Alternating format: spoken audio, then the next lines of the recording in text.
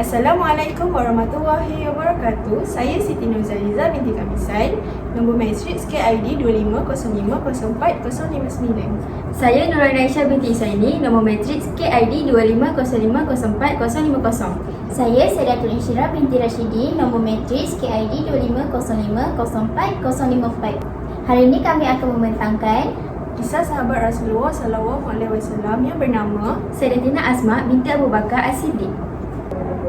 Nama lengkapnya adalah Asma binti Abdullah bin Utsman bin Abi Bakar As-Siddiq, salah seorang daripada puteri kepada Abu Bakar yang digelar sebagai Zatul Mintaqain, yang bermaksud wanita yang mempunyai dua tali pengikat pada pinggangnya.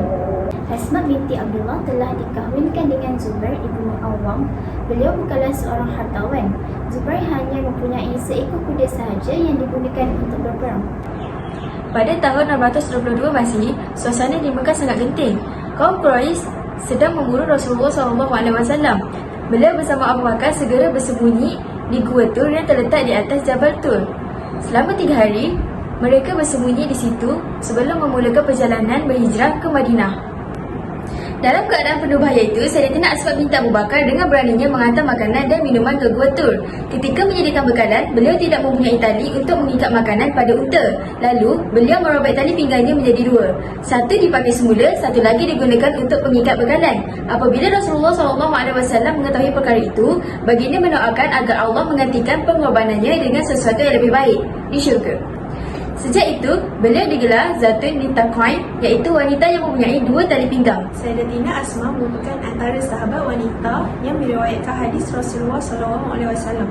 Beliau menghafal dan meriwayatkan sebanyak 58 hadis dan sebahagiannya terdapat dalam Sahih Bukhari dan Muslim. Beliau juga dikenali sebagai seorang yang pemurah dan sangat dermawan. Menurut anaknya Abdullah bin Zubair, apa sahaja yang ada pada dirinya akan disediakan sehingga habis. Terusnya, apabila Asma sudah lanjut usia, iaitu hampir 100 tahun, berlaku satu peristiwa besar dalam sejarah Islam. Ketika itu, Islam diperintah di bawah pemerintahan Bani Umayyah. Ketika itu, pemimpinnya adalah Malik bin Marwan, atau nama penuhnya Abdul Malik bin Marwan. Siapa Abdul Malik bin Marwan? Beliau merupakan Khalifah Bani Umayyah yang kelima. Beliau terkenal dengan sikapnya yang tegas. Beliau juga berjaya mengukuhkan pemerintahan Bani Umayyah selepas berlaku pemberontakan. Namun ketika itu, anak Asma iaitu Abdullah bin Zubair telah bangkit untuk menentang pemerintahan Umayyah dan mengisytiharkan dirinya sebagai khalifah di Mekah. Hal ini menyebabkan Abdul Malik bin Marwan mahu menamatkan penentangan tersebut. Lalu beliau menghantar seorang panglima yang sangat terkenal dengan ketegasan malah kekerasannya, iaitu Hajjaj bin Yusuf. Siapa Hajjaj bin Yusuf? Beliau merupakan gubernur dan panglima tentera Bani Umayyah yang sangat berpengaruh. Hajjaj terkenal dengan sikapnya yang sangat tegas, keras dan tidak bertolak ansur terhadap unsur politiknya. Dia jugalah yang memimpin tentera untuk menyerang Abdullah bin Zubair di Mekah. Ketika Mekah dikepung oleh tentera Hajjaj, Abdullah bin Zubair datang menemui ibunya Asma untuk meminta nasihat. Bayangkanlah, seorang ibu yang berusia hampir 100 tahun namun tetap teguh imannya. Asma tidak menyuruh anaknya menyerah diri, malah Asma memberi kata-kata semangat, iaitu Yushkariman au mut syahidan, yang bermaksud hiduplah dalam keadaan mulia dan matilah sebagai syahid. Akhirnya, pada tahun 73 Hijrah, Abdullah bin Zubair gugur syahid selepas diserang tentera Hajjaj yang terlalu ramai. Mayatnya disalib untuk ditunjukkan kepada orang ramai sebagai amaran. Sedih, Sayyidatina Asma tetap tabah. Beliau menulis surat kepada Abdul Malik bin Marwan supaya mayat anaknya diturunkan dan dapat dikebumikan secara sempurna.